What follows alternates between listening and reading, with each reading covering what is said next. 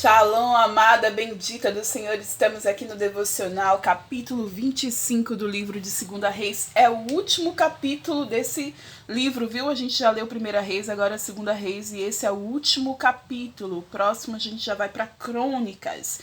E eu vou te dizer que esse capítulo, assim como o capítulo anterior, é bem tristinho, viu? É bem triste ver, assim, sabe, as coisas que Deus tinha falado que não era para fazer e fizeram, e as consequências estão aí, né?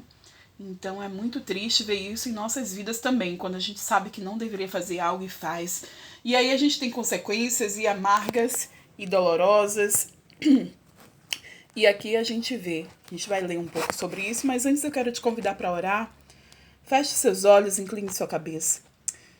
Querido e poderoso Deus, estamos aqui para te ouvir e te obedecer. Nós não queremos sofrer consequências amargas, nós não queremos, Senhor, desfrutar das consequências do pecado. Nós queremos, Senhor, ter as tuas bênçãos sobre as nossas vidas, nossas famílias. Nós queremos, Senhor, te ouvir, te obedecer. Queremos que a sua palavra se cumpra em nossas vidas, em nossa geração, que as tuas promessas se cumpram, Deus. Nós queremos o melhor desta terra, como o Senhor prometeu. E por isso, Pai, queremos entender a Tua palavra, ter entendimento, ter discernimento espiritual, ter clareza da Tua palavra, sermos cheias de sabedoria, Pai, e obedientes a Ti em tudo, em nome de Jesus. Amém? Então, capítulo 25 é sobre a queda de Jerusalém. Misericórdia. Ora, Zedequias rebelou-se contra o rei da Babilônia. Então, no 9º ano do reinado de Zedequias, no 10º dia do 10º mês, Nabucodonosor, rei da Babilônia, marchou contra Jerusalém com todo o seu exército. Ele acampou em frente à cidade e construiu rampas de ataque ao redor dela. A cidade foi mantida sob cerco até o 11º ano do reinado de Zedequias. No 9º dia do 4º mês, a fome da cidade havia se tornado tão rigorosa que não havia nada para o povo comer. Então, o muro da cidade foi rompido e todos os soldados fugiram de noite pela porta entre os dois muros próximos ao jardim do rei, embora os babilônios estivessem em torno da cidade. Fugiram na direção de Arabá, mas o exército babilônio perseguiu e o rei o alcançou nas planícies de Jericó. Todos os seus soldados o abandonaram e ele foi capturado. Foi levado ao rei da Babilônia em Ribla, onde pronunciaram a sentença contra ele. Executaram os filhos de Zedequias na sua frente, furaram os seus olhos, prenderam-no com algemas de bronze e o levaram para a Babilônia. No 7º dia do 5º mês do 10º ano do reinado de Nabucodonosor, rei da Babilônia, Nabuzaradã, comandante da guarda imperial, conselheiro do rei da Babilônia, foi a Jerusalém. Incendiou o templo do Senhor e o palácio real. Misericórdia.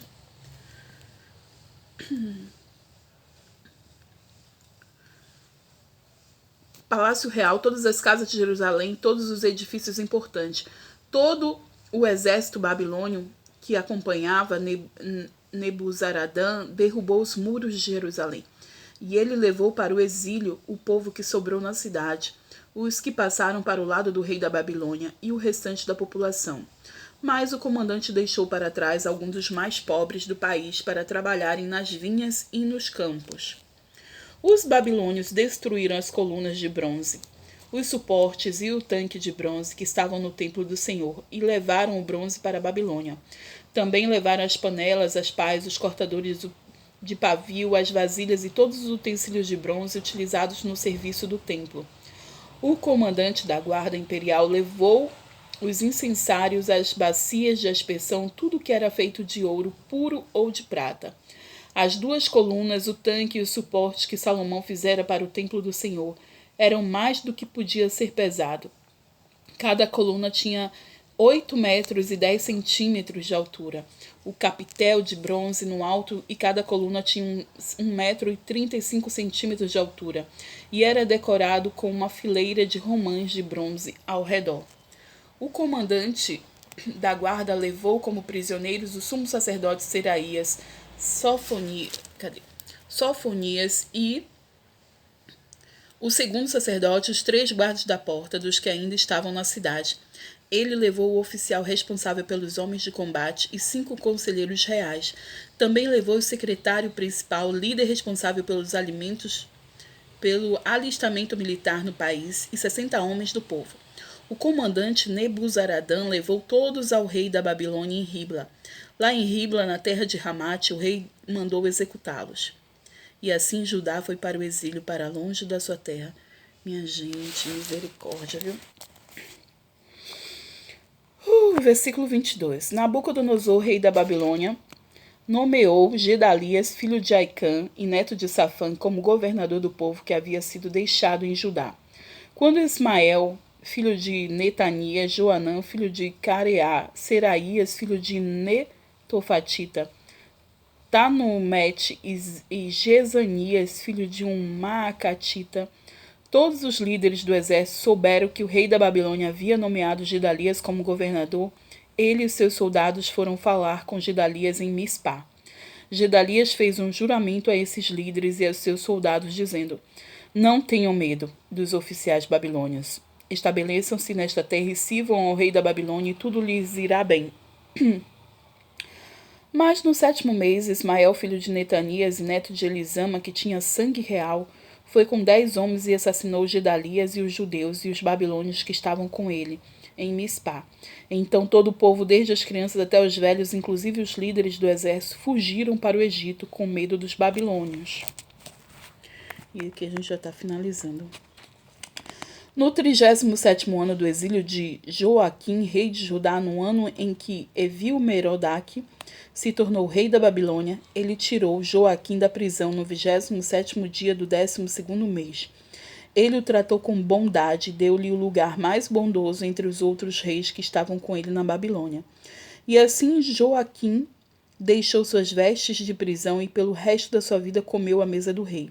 E diariamente, enquanto viveu, Joaquim recebeu uma pensão do rei. Bom, a gente viu a tristeza que foi, né? Quando a Babilônia invadiu Jerusalém, levou as pessoas prisioneiras, inclusive o rei ali prisioneiro, né? Matou os filhos do rei na frente dele, furou os olhos do rei.